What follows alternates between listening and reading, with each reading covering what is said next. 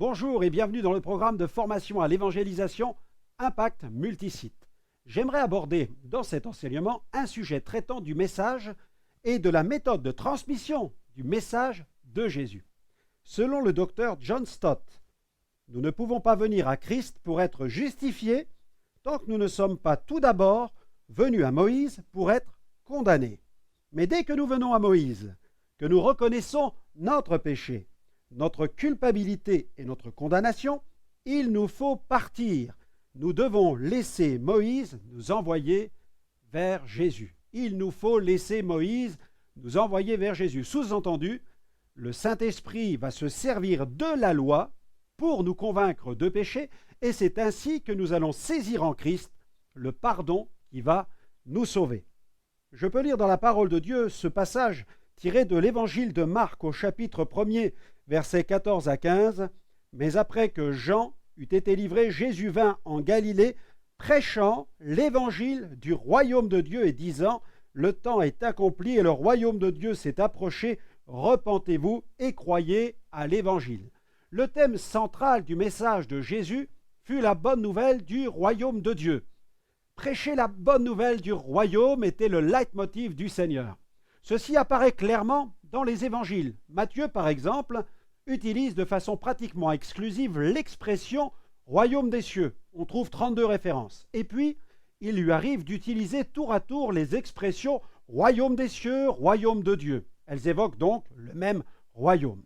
Jésus prêcha la bonne nouvelle du royaume de Dieu. Dans Luc chapitre 4, verset 43, il leur dit « Il faut aussi que j'annonce aux autres villes la bonne nouvelle du royaume de Dieu, car c'est pour cela que j'ai été envoyé. » Jésus prêcha aussi la venue du royaume au travers de sa personne. Les pharisiens demandent à Jésus quand viendra le royaume de Dieu. Il leur répond « Le royaume de Dieu ne vient pas de manière à frapper les regards. On ne dira point il est ici ou il est là. Voici le royaume de Dieu est au milieu de vous. » Luc 17, versets 20 à 21. Et puis, Jésus donc prêche la repentance. Dès ce moment, Jésus commença à prêcher et à dire « Repentez-vous, car le royaume des cieux est proche. » Et puis Jésus manifesta les œuvres du royaume.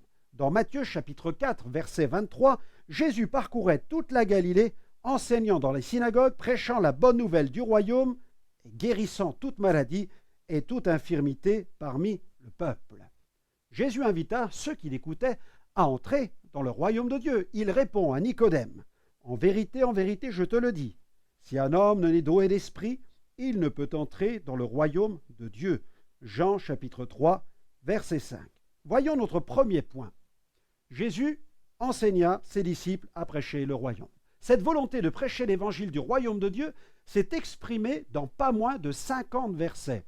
Paul évoqua le royaume de Christ, le royaume de Dieu, le royaume même de son Fils bien-aimé. Ce sont les expressions de l'apôtre Paul. Pierre, quant à lui, parle du royaume éternel de notre Seigneur et Sauveur Jésus-Christ.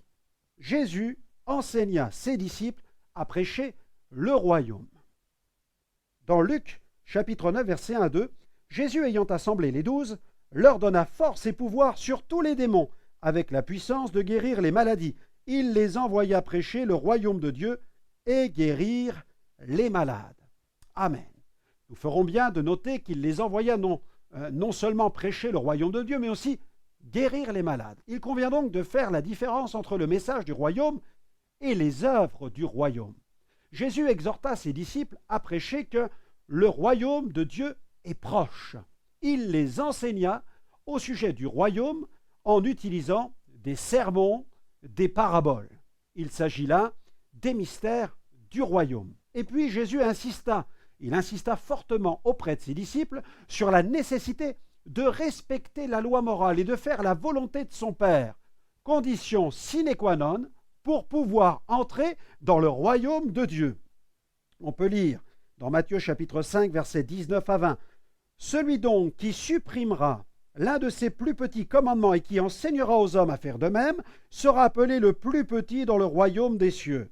Mais celui qui les observera et qui enseignera à les observer, celui-là sera appelé grand dans le royaume des cieux. Car je vous le dis, si votre justice ne surpasse celle des scribes et des pharisiens, vous n'entrerez point dans le royaume des cieux. » Même le Seigneur a déclaré, ceux qui me disent Seigneur, Seigneur, n'entreront pas tous dans le royaume des cieux, mais celui-là seul qui fait la volonté de mon Père qui est dans les cieux. Matthieu chapitre 7, verset 21.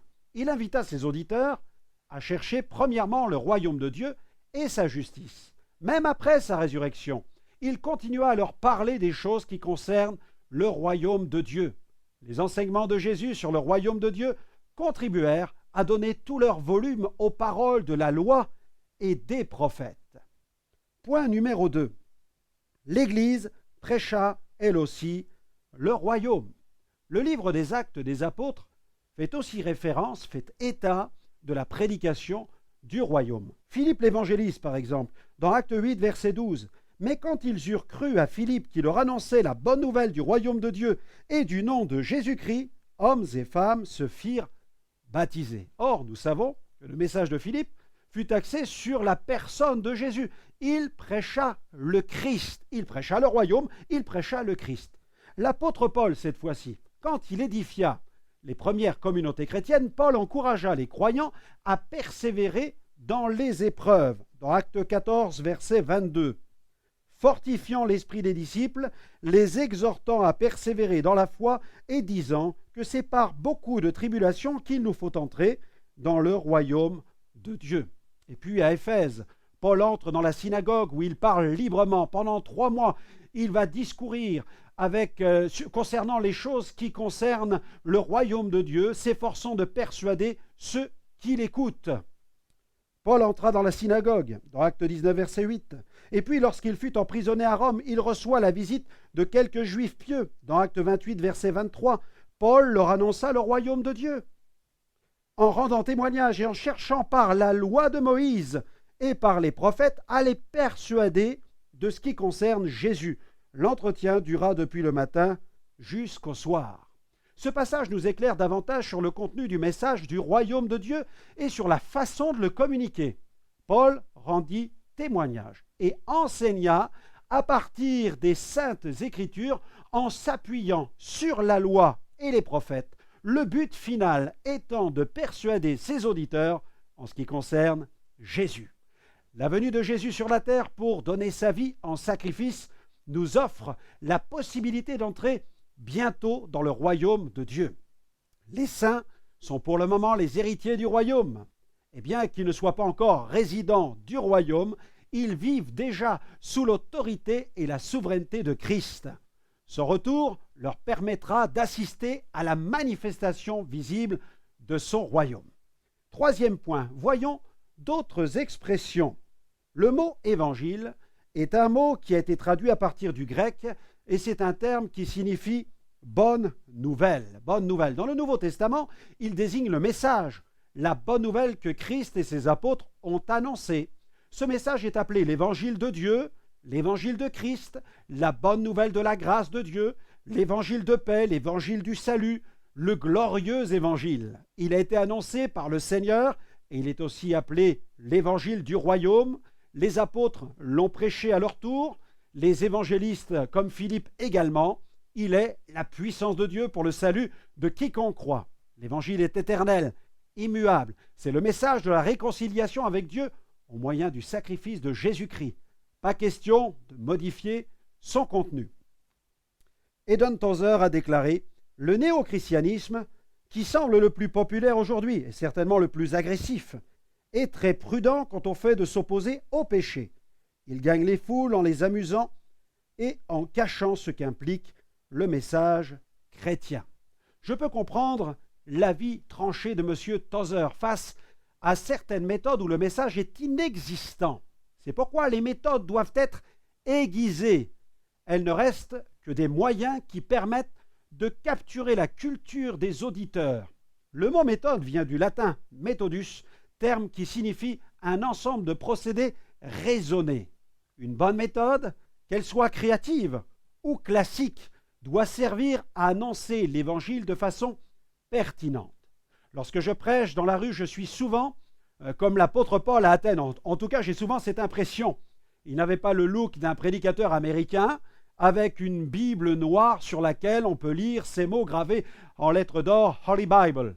la Bible n'existait pas encore, en tout cas le livre que nous connaissons aujourd'hui n'existait pas encore. Le Nouveau Testament était en cours d'écriture par le biais des apôtres et des évangélistes, mais ça n'empêchait pas les premiers chrétiens d'annoncer la parole de Dieu. Celle-ci était dans leur cœur. Dans la rue, je n'ai pas de pupitre, pas de costume, pas de cravate, je ne suis pas dans un temple, je suis dans la rue. Je suis habillé correctement comme monsieur tout le monde. Et souvent, surtout dans les pays ultra-laïques, j'utilise un super book de rue qui présente le mot gospel, lettre par lettre. Mon but est d'expliquer le sens de cette musique et de raconter l'histoire du gospel. Regardez, je l'ai ici avec moi, je l'ai là, ici avec moi. Nous avons même d'ailleurs ici la première vue de ce maxi-book de rue, Enjoy the Gospel. J'espère que vous aimez le gospel. Voilà comment je démarre, voilà comment je prends contact. J'essaie de parler du gospel, ce style de musique qui est unique en son genre. Et je dis à l'auditoire, nous avons tous, à un moment ou à un autre, entendu du gospel. Qui n'a jamais entendu le chant « Oh, Happy Day » ? Ok, vous connaissez tous ce chant et les gens réagissent dans la foule. Mais au fait, savez-vous ce que signifie le mot « gospel » ? Ce mot est une contraction de deux termes tirés du vieil anglais « Godspell » qui signifie « Dieu parle ». Et je dis à l'auditoire, le gospel nous fait entendre la voix de Dieu. Incroyable, non ? Allez, je vous propose une découverte du gospel. Non pas une découverte étymologique, mais lettre par lettre. Et alors je commence par cette première lettre du mot, le G, la lettre G. G comme gloire à Dieu. En effet, le gospel sert à donner gloire à Dieu. Mais pour quelle raison ? Eh bien parce que Dieu a créé l'univers. Dieu nous a créés, Dieu nous aime aussi. Il est tout puissant, il est présent et il désire faire éclater sa gloire dans notre vie. Et ensuite, je passe à la lettre suivante, la lettre O. La lettre O me parle du negro spiritual. On continue. Lettre suivante, le O. Voilà, il me fait penser au negro spiritual. Et le negro spiritual nous parle de l'origine du gospel. Le gospel d'origine. Celui-ci remonte au XVIIe siècle, c'est-à-dire qu'à cette époque, 12 à 15 millions d'Africains ont été déportés et soumis à un terrible esclavage. Dans les champs de coton, les esclaves n'avaient pas le droit de parler. Alors, ils se sont mis à chanter. C'est alors que sont nés les work songs. On a tous entendu ces vieux négros spirituels tels que Joshua Fit the Battle of Jericho ou alors Go Down Moses, Go Down Moses. Dans le négro spiritual, on a surtout chanté l'Ancien Testament, l'histoire d'Israël qui a été déporté en esclavage dans le pays d'Égypte. Et puis je continue ma présentation en parlant de la lettre S, le S de souffrance, le S de gospel. Le gospel, c'est aussi l'expression d'une souffrance, c'est un cri de douleur, les cris de ces millions d'âmes en souffrance, victimes des pires sévices corporels, l'humiliation. Et puis ensuite, je parle de la lettre suivante, le P, et j'ai ici deux mains, regardez, une main noire, une main blanche. Le P me parle des praises houses, de ces maisons de prière, car Dieu va entendre ces cris et il va mettre un terme à l'esclavage. Mais aussi le gospel va évoluer, noir et blanc vont se retrouver pour chanter ensemble dans les églises, dans les praises houses, dans les maisons de prière. Les styles vont se mélanger pour donner naissance au gospel contemporain, au gospel moderne, à des chants afro-européens. Et je continue ma présentation. Vous voyez que ma prédication est rapide dans la rue, elle est dynamique, elle est tranchante, et j'en arrive à la lettre E, gospel. Le E me parle du E d'espérance. Dans le gospel moderne, on chante Jésus. On chante Jésus. Alors, attendez quelques instants. Quand je chante Jésus, je parle de sa venue, je parle de la venue de Jésus sur la terre, je parle de son incarnation, je parle de sa naissance miraculeuse, et j'en viens à son œuvre, à son ministère.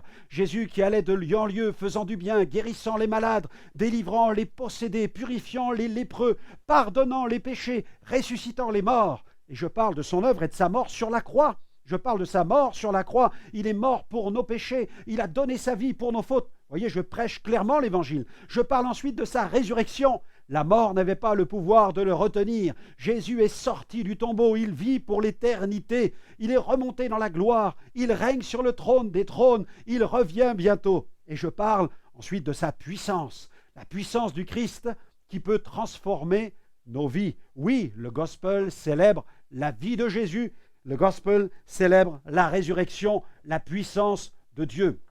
Et je saisis, bien sûr, l'occasion d'aborder la lettre E dans le contexte d'une explication à caractère culturel pour annoncer cette fois-ci l'évangile.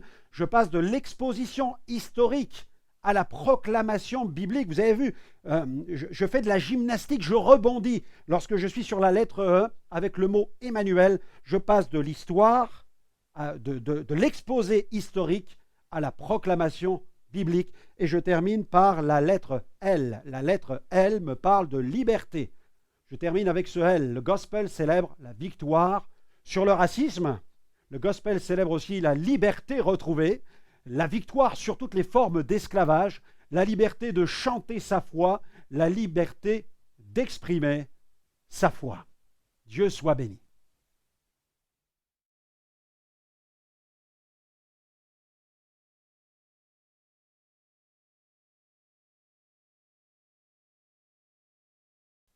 Eh bien, poursuivons notre sujet sur le message et la méthode de Jésus. Pour revenir à la question de Paul à Athènes, il faut se souvenir que Paul était en quelque sorte en transit dans la ville.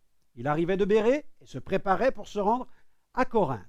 Ceux qui l'avaient accompagné à Athènes étaient repartis pour rejoindre Silas et Timothée. Il devait leur demander de venir soutenir l'apôtre Paul. Et pendant ce temps où Paul était là, en train d'attendre le retour de ses compagnons, il parcourait quotidiennement la ville et son esprit s'irritait face à l'atmosphère philosophique et religieuse de la ville. Vous découvrirez ces choses dans le chapitre 17 des Actes des Apôtres. Bien qu'il fût seul, Paul s'est mis au travail. Il a évangélisé en ciblant deux espaces bien définis, la synagogue et la place publique. Il a cherché à atteindre les Juifs pratiquants à la synagogue et le reste de la population dans la rue. Et c'est là, dans la rue, qu'il va discuter avec des membres de groupes philosophiques, les épicuriens et les stoïciens. Et ceux-ci lui proposent de se rendre à l'Aréopage, lieu où s'organisent au quotidien les plus grands débats philosophiques. L'Aréopage était un conseil puissant, composé des citoyens qui avaient rempli avec brio les magistratures les plus importantes. Cependant, une réforme datant de -461 limita le pouvoir de ce conseil au domaine judiciaire. Dans la pensée populaire, l'Aréopage était un tribunal, mais il arrivait aussi qu'il fasse fonction de conseil sur un plan moral. Les débats se multipliaient et avaient lieu généralement la nuit, ce qui permettait d'éviter toute espèce de manipulation du conseil en usant de certains regards ou de larmes. Il y avait plusieurs autels dédiés à des dieux, celui de la vengeance, le dieu de l'injure, le dieu de l'orgueil, et puis, comme l'a notifié Paul, il y avait aussi un autel érigé à un dieu inconnu. Alors Paul s'y rend, et arrivé sur le lieu, il découvre cet endroit surprenant où tous ceux qui ont une nouvelle idée philosophique à partager ont toute liberté de s'exprimer.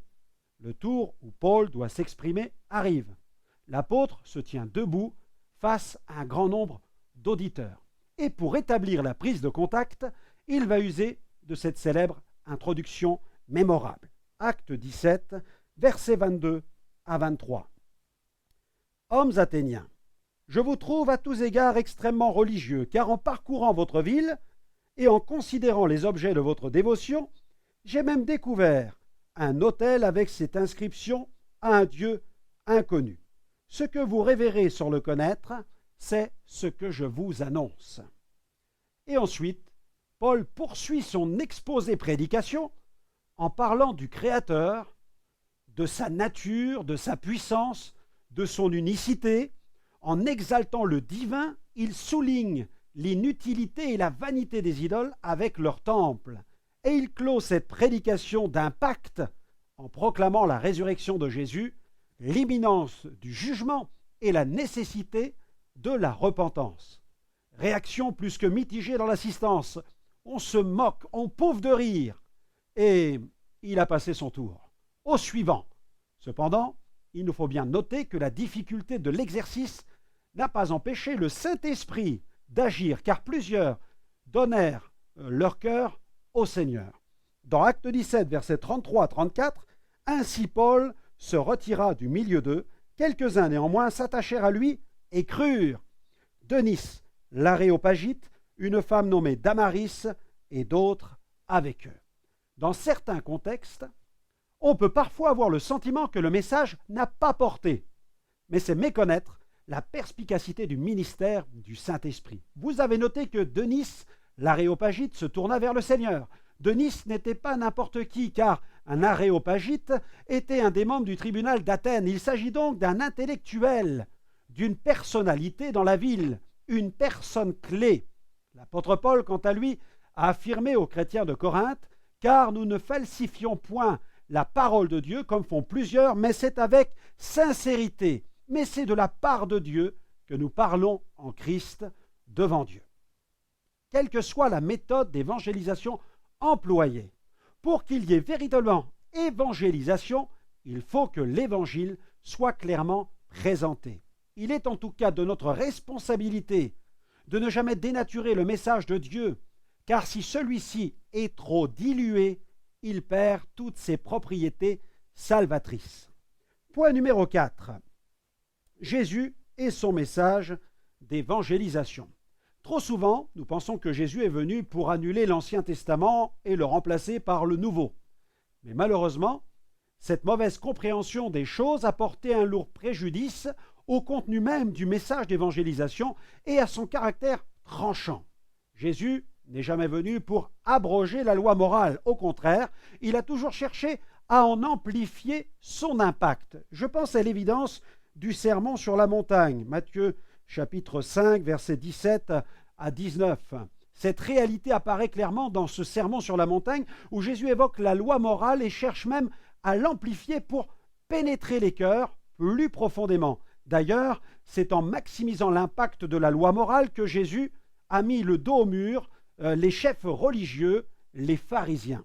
Jésus a dit « Ne croyez pas que je sois venu pour abolir la loi ou les prophètes. Je suis venu non pour abolir, mais pour accomplir. » Matthieu chapitre 5, verset 17. Ce passage ne laisse aucune place à l'ambiguïté. Jésus n'est pas venu pour abolir la loi ou les prophètes, mais bel et bien pour les accomplir. Le terme grec traduit par accomplir signifie donner la pleine mesure, faire abonder, amener à ses fins. Jésus est venu pour donner la pleine mesure aux prophéties faites à son sujet. Il est venu donner la pleine mesure à la loi.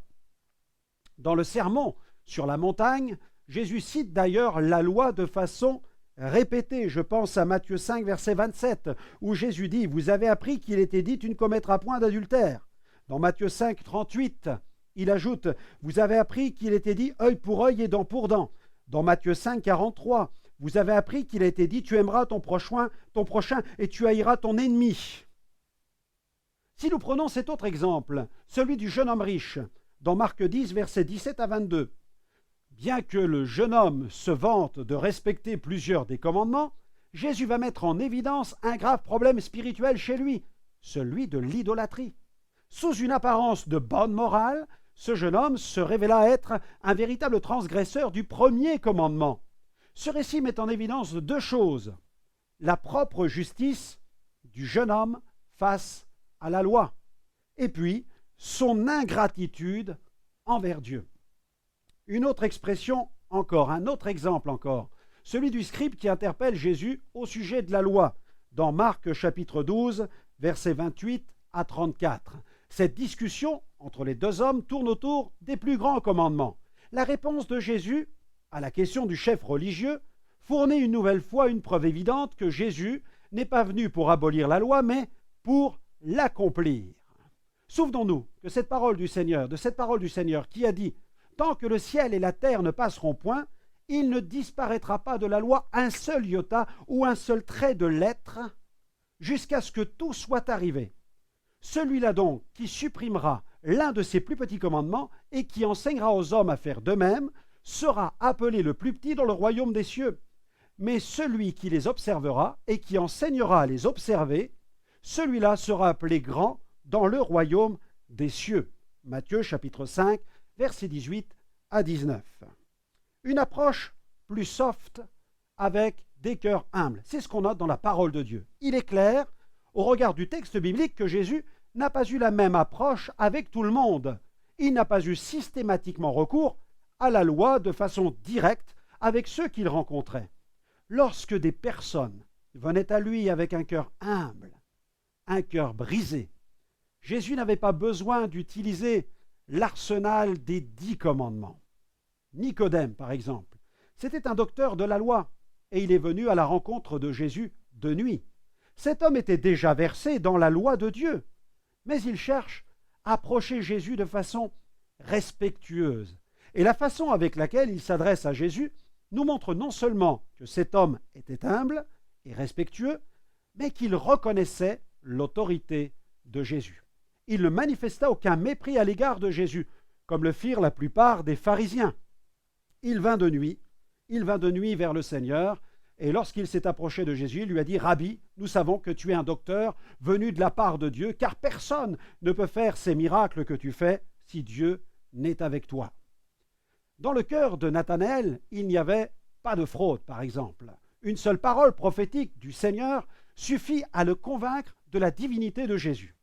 Jésus, voyant venir à lui Nathanaël, lui dit « Voici vraiment un Israélite dans lequel il n'y a point de fraude. » « D'où me connais-tu » lui dit Nathanaël. Jésus lui répondit « Avant que Philippe t'appelât, quand tu étais sous le figuier, je t'ai vu. » Nathanaël répondit et lui dit « Rabbi, tu es le Fils de Dieu, tu es le roi d'Israël. » Avec Nicodème et Nathanaël, nous n'assistons pas à une confrontation. L'approche du Seigneur est beaucoup plus soft. Il ne cherche pas à les convaincre de péché, car il a devant lui des individus dont le cœur est bien disposé. La femme adultère et le brigand sur la croix sont, quant à eux, profondément convaincus de péché. Et Jésus n'insiste pas davantage sur leur culpabilité. Il les relève avec le message de la grâce. Il nous faut faire preuve de sensibilité dans l'évangélisation et surtout bien chercher à identifier quelle est l'intensité de la prise de conscience du péché chez la personne que nous sommes en train d'évangéliser. Point numéro 5. La loi est faite pour le pécheur, c'est-à-dire le transgresseur de la loi. Un pécheur, c'est un transgresseur des lois de Dieu. Avec un ami évangéliste, nous nous rendions en voiture dans l'est de la France pour une mission d'évangélisation. Pris par une discussion passionnante, je n'ai pas fait attention à la limitation de vitesse qui venait de changer sur un tronçon de la voie rapide. Malheureusement, les gendarmes étaient en train de procéder à des contrôles radars à cet endroit même. Soudainement, j'ai aperçu au loin un homme vêtu de bleu qui m'a fait signe de m'arrêter. Je me suis garé sur le côté et le gendarme m'a invité à le suivre jusqu'à son véhicule. Il me dit alors « Vous avez dépassé la vitesse autorisée de 22 km à l'heure. Cela vous en coûtera 2 points et 90 € d'amende. » Waouh! Immédiatement, je lui ai répondu « Ok, pas de problème. » Visiblement surpris par ma réponse, le gendarme a esquissé un sourire. J'ai continué et j'ai dit « En effet, celui qui transgresse la loi, monsieur l'agent, doit payer. C'est normal. D'ailleurs, c'est la même chose en ce qui concerne la loi de Dieu. Comme nous l'avons tous transgressée, il nous faudra un jour rendre des comptes à Dieu. Mais béni soit Dieu, le seul moyen d'échapper au jugement se trouve en Jésus qui a pris notre condamnation à la croix. » Le gendarme termine de remplir la contravention. Ensuite, il se tourne vers moi et il a voulu savoir ce que je faisais dans la vie. Je lui ai alors expliqué que j'étais pasteur évangélique et cet homme d'origine antillaise m'a expliqué qu'en Martinique, il avait eu l'occasion d'apercevoir des lieux de culte évangéliques. Il m'a alors demandé s'il y avait de telles églises dans la région. J'ai pu lui donner, sur le bord de la route, quelques adresses. La Bible nous enseigne que la loi a été gravée par le doigt de Dieu dans la pierre. Elle ne demande rien d'autre que la mort. Elle crie « coupable ». Il nous est donc impossible de lui résister. De la même manière que Jésus a utilisé la loi de façon judicieuse et équilibrée, de façon adaptée dans l'évangélisation, il nous faut apprendre à l'utiliser intelligemment. L'évangéliste Ray Comfort a déclaré « La loi et l'évangile ne devraient jamais être séparés, ils sont faits l'un pour l'autre, l'un s'occupe du diagnostic, l'autre du remède. » La loi identifie le mal, l'Évangile le traite, alors que la Bible nous enseigne que l'homme n'a aucune difficulté à proclamer sa bonté. Proverbe chapitre 20, verset 6, la loi a, quant à elle, la mission de lui fermer la bouche et de lui révéler qu'il n'y a rien de bon en lui, qu'il est charnel, vendu au péché. C'est ce que déclare la parole. L'apôtre Paul a enseigné que la loi est faite pour le pécheur. Jean déclare, quant à lui, que le péché, c'est la transgression de la loi. Première épître de Jean, chapitre 3, verset 4. Ainsi, la loi est sainte, juste et bonne, mais elle demeure impuissante face à notre nature pécheresse. Sa fonction se limite à celle d'un pédagogue qui a pour rôle de nous conduire vers Jésus. Ainsi, c'est en Christ que l'homme pécheur peut découvrir une nouvelle loi et accepter de s'y soumettre. Il s'agit de la loi de l'esprit de vie en Jésus-Christ dont nous parle l'apôtre Paul dans l'épître aux Romains au chapitre 8. Ainsi, dès qu'une personne est justifiée par Jésus-Christ, elle n'est plus sous le pédagogue de la loi. Chez les Grecs et les Romains, le pédagogue, un esclave le plus souvent, était chargé d'éduquer et de prendre soin du jeune garçon, celui qu'on appelait le protégé. Et il était pris en charge jusqu'à sa majorité, dès que celui-ci cessait d'être un enfant pour devenir ensuite un fils. Le rôle du pédagogue prenait alors fin. Celui qui reçoit Christ reçoit celui qui fut l'incarnation parfaite de la loi morale. Le règne du Sauveur dans sa vie produit une merveilleuse transformation jour après jour. Il soumet sa vie à une loi libératrice. Il s'agit de cette merveilleuse loi de l'esprit de vie en Jésus-Christ. J'aimerais terminer cet enseignement par une présentation d'un quiz que nous appelons le quiz des 10 commandements. C'est un outil qui permet de présenter l'œuvre de Jésus en s'appuyant tout simplement sur les 10 commandements. Nous l'avons au format Maxibook, nous l'utilisons dans la rue pour proclamer la bonne nouvelle et nous l'utilisons sous la forme aussi de tracts d'évangélisation avec le mini-tract qui s'appelle Test cérébral. Alors, lorsque nous utilisons le quiz des 10 commandements, nous procédons sous la forme de questions publiques. Et le public, l'auditoire, donc la foule, peut répondre en direct devant nos camions podiums ou lorsqu'il y a une action d'évangélisation de rue, ceux qui nous écoutent peuvent intervenir directement et répondre à ce questionnaire, à ce quiz public des 10 commandements. Question numéro 1. Quel est le nom du film qui est sorti au cinéma en 1955 et qui est considéré comme un monument du cinéma? Alors nous donnons quelques éléments pour aider l'auditoire à trouver le film, bien sûr. Ce film a nécessité 7 mois de tournage et la participation de 10 000 figurants. L'acteur principal fut Charlton Heston. Alors l'auditoire fait des propositions et au bout de quelques instants, si personne ne trouve, nous apportons la réponse et la réponse est simple. Il s'agit du film des 10 commandements. Alors nous continuons le quiz en public. Question numéro 2, messieurs, dames. Pouvez-vous dire quels sont les commandements qui manquent à la liste ci-dessous? Alors nous en citons plusieurs. De cette manière, de façon explicite, nous parlons de Dieu, de sa nature, de sa sainteté. Commandement numéro 1, tu n'auras pas d'autre Dieu devant ma face. Commandement numéro 2, tu ne te feras point d'image taillée. Commandement numéro 3, tu n'emploieras pas le nom de l'Éternel ton Dieu en vain. Et le Saint-Esprit peut se servir déjà de ces commandements que nous annonçons pour convaincre de péché ceux qui nous écoutent, parce que nous leur faisons prendre conscience en citant les commandements qu'il n'y a pas d'autre Dieu que le Dieu créateur, celui qui nous a donné ses lois. Que se forger des images taillées, c'est une erreur. Que d'employer le nom de Dieu en vain, c'est un péché, et que Dieu nous demandera des comptes pour toutes ces fois où nous avons employé son nom en vain. 4e commandement, souviens-toi du jour du repos, c'est-à-dire, est-ce que tu consacres du temps à Dieu dans ta vie? Est-ce que Dieu a de la place? Ou est-ce que dans ta vie, il n'y a que le travail qui compte, que l'argent qui compte, que les hobbies, que les passions qui comptent? Est-ce que Dieu a de la place dans ton agenda? Et là, nous avançons le 5e commandement, nous parlons du 5e commandement sans le citer. 5e commandement, et c'est au public de le trouver. Nous annonçons le 6e, tu ne tueras point. et nous mentionnons le 7e, le 8e, le 9e, nous citons 7e, 8e, 9e, sans dire quels sont ces commandements, et c'est au public de les trouver ensuite et de faire des propositions. Alors je vous avoue que nous recevons toutes sortes de propositions de la part de l'auditoire, mais nous apportons ensuite la réponse. Le 10e commandement, tu ne convoiteras point. Et lorsque nous questionnons le public sur le 5e commandement, eh bien, nous donnons la réponse lorsque ce commandement n'est pas trouvé, et la réponse est la suivante: honore ton père et ta mère. Surtout dans une société comme la nôtre, où la famille est remise en question, où les rôles de père et de mère sont de plus en plus menacés, eh bien, la loi morale de Dieu vient recentrer, vient insister tout à nouveau sur la famille comme étant la base de toute société, sur l'importance pour les enfants de respecter leurs parents. 7e commandement, tu ne commettras point d'adultère. Tu ne commettras point d'adultère, sachant que, comme l'a déclaré Jésus, qu'il suffit de regarder le sexe opposé avec de la convoitise pour commettre un adultère dans son cœur.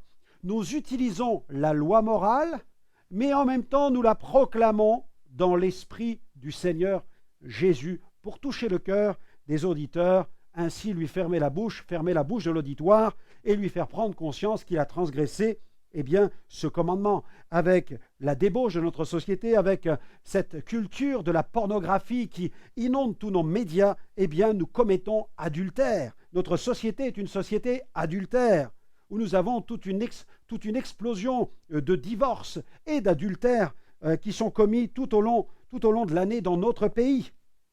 Et puis nous abordons le 8e commandement qui déclare « tu ne voleras point ». Eh bien, des gens pensent qu'ils n'ont jamais volé, comme cette dame qui un jour m'a dit « moi, monsieur, je n'ai jamais volé ». Ou des bricoles. Mais il suffit de voler une petite chose pour se rendre transgresseur de ce 8e commandement. Et puis il y a le 9e commandement, tu ne mentiras point, lequel d'entre nous n'a jamais menti. Alors nous passons à la question numéro 3. Face à de tels commandements, pensez-vous que vous êtes une personne juste et parfaite? Et il y a 2 propositions, oui ou non. Et il est étonnant de voir le public en chœur crier dans la rue qu'ils sont coupables, Face à de tels commandements, pensez-vous que vous êtes une personne juste et parfaite? Et la réponse est non, non. Question numéro 4. Si vous deviez être jugé par un tribunal selon le standard des 10 commandements, seriez-vous jugé coupable ou innocent? Et le public crie coupable. Et ça me glace souvent le sang d'entendre le public crier coupable, coupable. Et je vois ici la puissance de la loi qui nous ferme la bouche, qui met le doigt sur nos péchés et qui nous amène à cette prise de conscience. Nous avons transgressé les commandements de Dieu et nous sommes coupables d'une terrible transgression. Question numéro 5. Lorsqu'une personne est coupable et qu'elle se trouve face à un juge, de quoi a-t-elle le plus besoin? Et c'est alors qu'apparaissent 3 lettres, et il en manque 3, il faut les trouver, et le public doit faire des propositions, mais très vite, le mot est trouvé, il s'agit du mot avocat. Face à un juge, nous avons besoin d'un avocat. Et c'est l'occasion pour nous, dans la rue, d'annoncer l'avocat Jésus, de proclamer la croix et de présenter quel fut celui qui a donné sa vie sur la croix pour nos péchés. Nous commençons par la loi, et la loi nous conduit à la croix, elle nous conduit vers cette œuvre accomplie par Jésus pour nos péchés. Nous voici arrivés au terme de ce nouvel enseignement. Veillons donc à nous inspirer du Seigneur Jésus en ce qui concerne le message et la méthode que Jésus employait pour partager la bonne nouvelle. Maintenant, c'est à vous de vous mettre au travail et d'annoncer la bonne nouvelle du Seigneur Jésus. À très bientôt.